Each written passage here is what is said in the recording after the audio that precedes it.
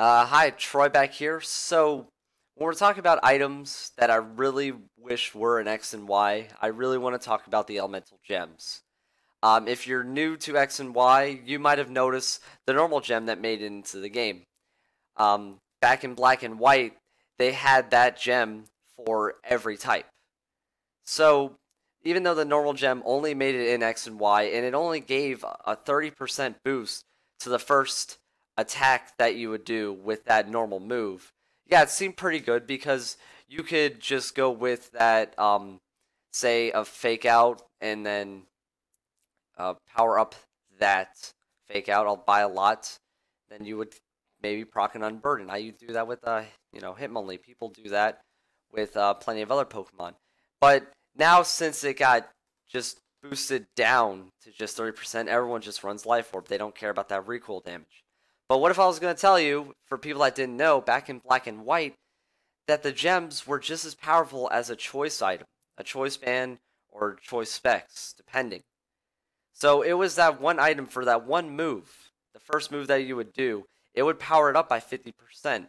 And I'm going to tell you guys some instances of what people were doing back in the OU metagame that just broke the game, that just made the game kind of unfair and unfun at sometimes. And now, the more you just think about it, it's like, wow, maybe this is why they didn't want him in X and Y. Even if you did lower the damage in X and Y, but if they stay at 50%, I don't even want to think about it. But here's some instances that I found in the OU, just regular matches, tournaments, whatever you want to say. This is what everybody's running back then. Really commonly, when you think of Gliscor, what would you think? Toxics, stall, poison heal kind of guy? What if I was going to tell you that a normal Gliscor people they would run would be a Swords Dance, Substitute, Earthquake, Acrobatics, Max Attack, Adamant, Gliscor. He had the defensive regular base stat bulk to take some hits, so you would set up those Swords Dances if you switch into a physical typer, and then you're just setting up the Swords Dances. Now they're a problem. And back then, a lot of Pokemon were neutral flying that were in OU. So you would either hit them neutrally, which was fine, or you could, hit them super effectively on Pokemon like Volcarona or any of the fighting types that you would see. It was a 247 base damage move with stab, and that's with the flying gem boost and your acrobatics boost. And then after that, acrobatics goes up, still stays at a good boost because you don't have that item anymore. And Gliscor really didn't need another item.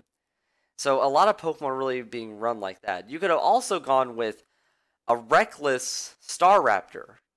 The flying gem would boost the Brave Bird up to about 351 damage for that one move.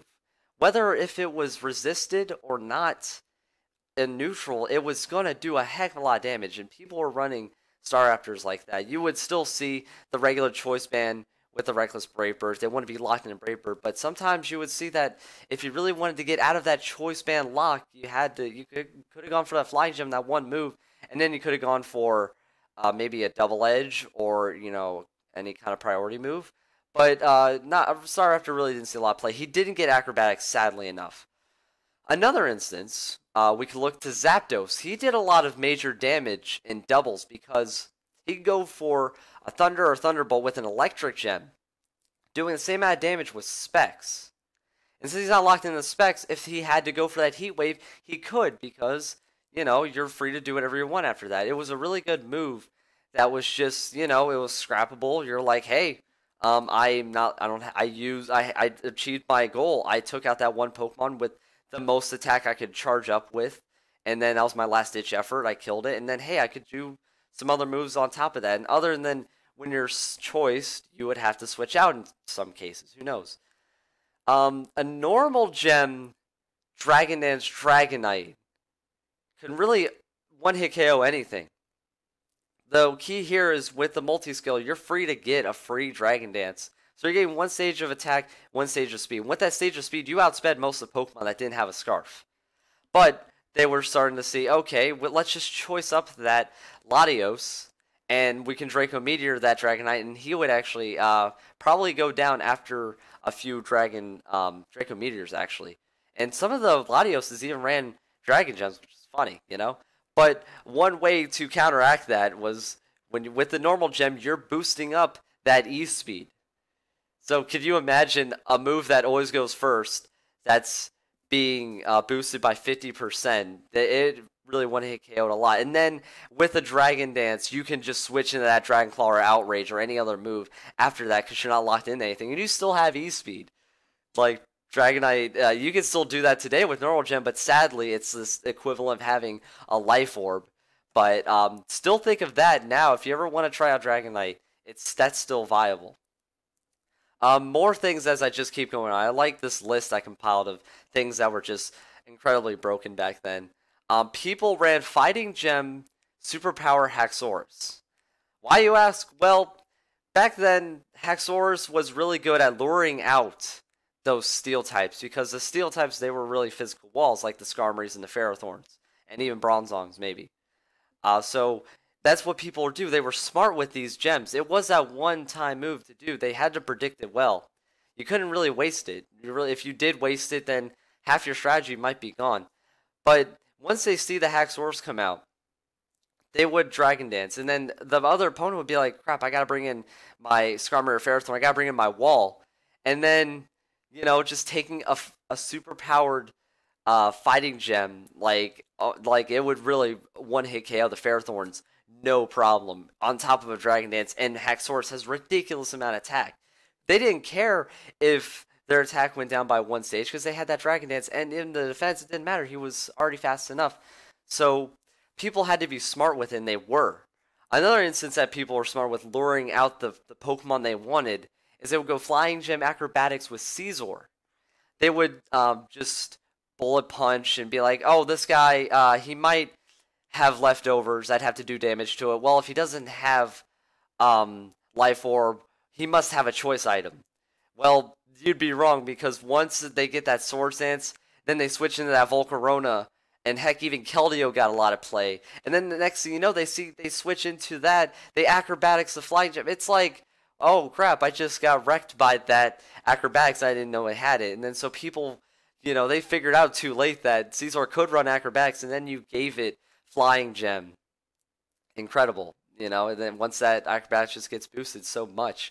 It took out Infernapes even. Even when you switch into an Infernape, they see that Acrobatics coming their way, Infernape is gone. He does resist that Bullet Punch very well and takes a lot of other hits, but he didn't stop that Acrobatics. Getting back to Latios with the Dragon Gem Draco Meteor, it was one of the highest damaging moves in the game. Latios had a lot of special attack to begin with. Draco Meteor was his most damaging stab move, and then with Dragon Gem, it was incredible. It was like running choice specs, but if you didn't want to keep lowering your special attack without the choice item, again, you had the Dragon Gem to boost up that one Draco Meteor. Yes, it did lower your special attack, but you can still go into other moves like Surf or any Psycho Shock. People also used Fire Gem Salamence to take out those Caesars and Skarmories back then, because they would see that, oh, they have another dragon, let's just bring in that steel type. And then once they see that fire gem pop off, and then they're fire blasting, maybe flamethrowers, they were safe about it, just took care of steel types, 100%, no big deal. One of the last Pokemon that you would see a lot in Gen 5, and one of the best true beasts of the game, people might remember this, and people probably still talk about it today, is Fighting Gem Focus Punch on Breloom. Can you imagine that, if that still existed? Even if Fighting Gem was still like a Life Orb 30%, you could go for a Spore, okay? You could put them to sleep, okay? Charge up that Focus Punch. Let's hope they stay asleep, and most of the time they did. And that Focus Punch was doing a ridiculous amount of attack. And then it would one-hit KO. And then after that, you could just chip them down with that Mach Punch or Bullet Seed, whatever you see coming in your way. But a Choice Banded, just the equivalent Choice Banded boosted Focus Punch. You know, that one time that those things were just gone.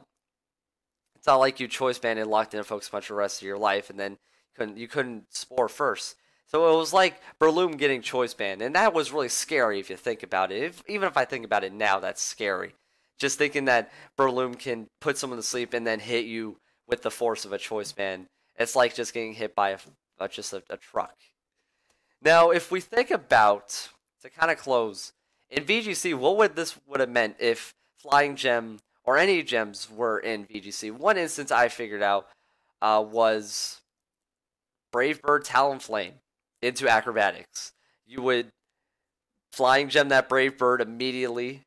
You would get the heavy boost of like a Choice Banded Talonflame. So it was the same as today. But then you would have our Acrobatics on top of that. And Acrobatics is still priority. So you would probably see Talonflames even more than you saw them in VGC. Which is hard to believe because Talonflame was being played all over the place this past VGC, which is crazy. And another thing I really liked, and one to close out on, this could have made Delphox. Delphox would have been viable in OU if you want to put Delphox in there. Magician was a new ability that was given to Delphox in X and Y. Say if he had a Fire Gem, a Psychic Gem, any other move he had, they would power up that first move. And Delphox does a lot of damage. Don't get me wrong, Delphox might not be usable right now, but it still does damage. I wouldn't sleep on that Pokemon. That Pokemon is pretty good. But just imagine this, if you could give it, say, that Fire Gem, Flamethrower, that's like equivalent of a Choice Specs. You take him out, and with Magician, you steal their item. So now you're getting whatever item you hit them with a Choice Specs, pretty much. Then you're able to take their item. Say if it's another like actual Choice Specs item or like a Life Orb or something useful. Then you're able to do whatever move you want. After that, that's incredible. That's crazy. Like you steal their item.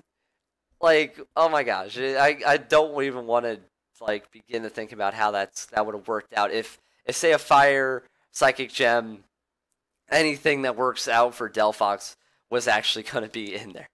So I think I went over enough of just back then, before people just played Black and White, what gems really meant to the game. There were those Pokemon that had them, and people always went in the battles and tournaments. They were like, what gem is this guy running? What's this guy's gem Pokemon? It was like a staple. It was a mainstay. This thing, the gems were that item that everyone had. It's like that choice item. It's like that Life Orb. It's like the Citrus Berry, the leftovers. It was a staple item for where running. People figured out ways to just break the game in just for one simple item that goes for any kind of type, whatever you want to make for whatever Pokemon, whatever it may be.